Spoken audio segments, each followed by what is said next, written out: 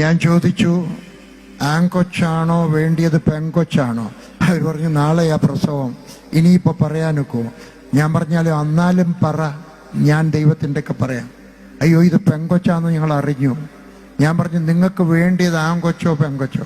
പറഞ്ഞു ആൺകൊച്ചാണെങ്കിൽ നല്ലതായിരുന്നു. ഞാൻ അവരുടെ മദാമയായിട്ട് തോളെ കൈവയ്ക്കാം. ഞാൻ ഒരു മാത്രമേ ഉള്ളൂ.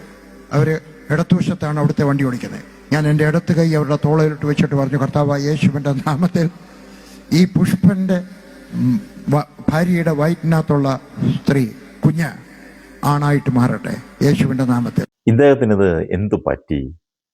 ചങ്ങലയ്ക്ക് ഭ്രാന്ത് പിടിച്ച അവസ്ഥയാണ് ഇപ്പോഴെന്ന് തോന്നുന്നു. പുഷ്പന്റെ പെൺകൊച്ചിനെ ആൺകൊച്ചാക്കി, പുഷ്പനെ വെറും കഴുതയാക്കി.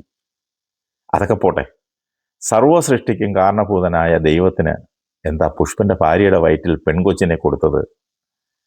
കർത്താവിന് ആദ്യം തെറ്റുപറ്റിയോ? എന്നിട്ട് ഈ ദേഹം പറഞ്ഞിട്ട് വേണോ ദൈവത്തിന് തെറ്റ് തിരുത്താൻ? ഇതൊക്കെ കേട്ടിരിക്കുന്നവരെ വേണം തല്ലാൻ. നാണമില്ലേ ഇവരുടെയൊക്കെ മുന്നിൽ പോയിരുന്ന് ഈ ഭോഷത്രങ്ങൾ കേൾക്കുമ്പോൾ കൈയടിച്ച് ആമേൻ സ്തോത്രം എന്നൊക്കെ പറയാൻ? പണ്ടൊക്കെ ഇദ്ദേഹത്തിൻ്റെ പ്രസംഗം കേൾക്കാൻ ഞാനും താല്പര്യവും കാണിച്ചിട്ടുണ്ട്. ഒരുപാട് പ്രസംഗങ്ങൾ ഇദ്ദേഹത്തിൻ്റെ കേട്ടിട്ടുണ്ട്. അന്നൊക്കെ ദൈവവചനം പറയുമായിരുന്നു. ഇപ്പോൾ അതൊക്കെ എവിടെ പോയി? ഇപ്പോൾ പറയുന്നത് കേട്ടാൽ മനോനില തെറ്റിയ ഒരാൾ സംസാരിക്കുന്നത് പോലെയാണ്. അങ്ങനെയാണ് തോന്നുന്നത്. തട്ടിപ്പ് സുവിശേഷകർ പ്രസംഗിക്കുന്നത് പോലെ ഇദ്ദേഹവും ആ നിലവാരത്തിലേക്ക് താണുപോയല്ലോ എന്ന് ഓർക്കുമ്പോൾ കഷ്ടം തോന്നുന്നു. ചുട്ട കോഴിയെ പറപ്പിക്കുന്നത് പോലെയല്ലേ ആൺകൊച്ചാണോ പെൺകൊച്ചാണോ വേണ്ടതെന്ന് ചോദിച്ചു പോലും മദാമയായതുകൊണ്ട് തോളത്ത് കൈവച്ചു വന്നു. മദാമയല്ലെങ്കിൽ അടി കിട്ടിയനെ, ജയിലിലും കിടന്നേനെ. ആ ഒരു ബോധമുള്ളത് നന്നായി. പിന്നെ ഇവർ രണ്ടുപേരും മാത്രമേ ഉണ്ടായിരുന്നുള്ളൂ പോലും.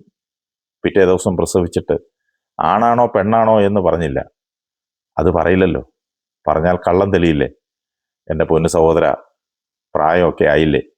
ദൈവം ധാരാളം അനുഗ്രഹിച്ചില്ലേ? ഇനിയും ഈ പൊട്ടത്തരങ്ങൾ വിളിച്ചുകൂവി അങ്ങനെ നടക്കാതെ ദൈവത്തിൻ്റെ രണ്ടാം വരവിനായി പ്രാർത്ഥിച്ചുകൊണ്ട് വീട്ടിലെങ്ങാനും ഒതുങ്ങിക്കൂടുന്നതല്ലേ ആരോഗ്യത്തിന് നല്ലത്?